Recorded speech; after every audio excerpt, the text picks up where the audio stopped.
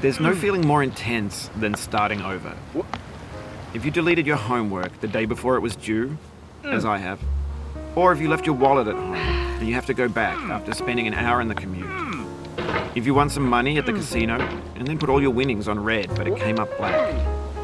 If you got your best shirt dry cleaned before a wedding and then immediately dropped food on it. If you won an argument with a friend and then later discovered that they just returned to their original view. Starting over is harder than starting up. If you're not ready for that, like if you've already had a bad day, then what you're about to go through might be too much. Feel free to go away and come back. I'll be here.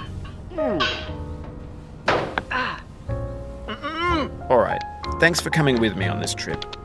I'll understand if you have to take a break at any point. Just find a safe place to stop and quit the game. Don't worry, I'll save your progress, always, even your mistakes. This game is a homage to a free game that came out in 2002, titled Sexy Hiking. The author of that game was Jazuo, a mysterious Czech designer who was known at the time as the father of B games. And B games are rough assemblages of found objects. Designers slap them together very quickly and freely, and they're often too rough and unfriendly to gain much of a following. They're built more for the joy of building them than as polished products. In a certain way, Sexy Hiking is the perfect embodiment of a B game. It's built almost entirely out of found and recycled parts, and it's one of the most unusual and unfriendly games of its time. In it, your task is simply to drag yourself up a mountain with a hammer. And that act of climbing, in the digital world or in real life, has certain essential properties that give the game its flavor. No amount of forward progress is guaranteed.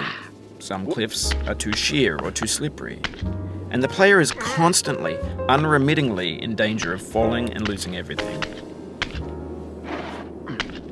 Anyway, when you start Sexy Hiking, you're standing next to this dead tree that blocks the way to the entire rest of the game. It might take you an hour to get over that tree, and a lot of people never got past it.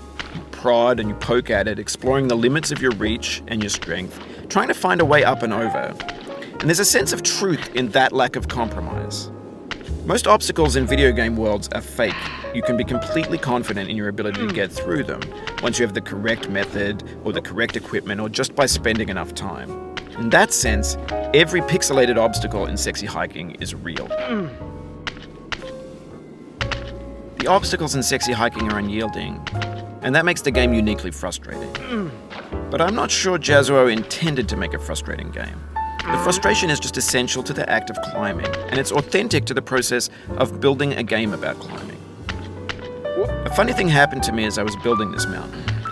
I'd have an idea for a new obstacle, and I'd build it, test it, and it would usually turn out to be unreasonably hard. But I couldn't bring myself to make it easier.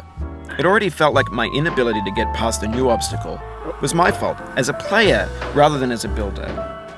Imaginary mountains build themselves from our efforts to climb them, and it's our repeated attempts to reach the summit that turns those mountains into something real.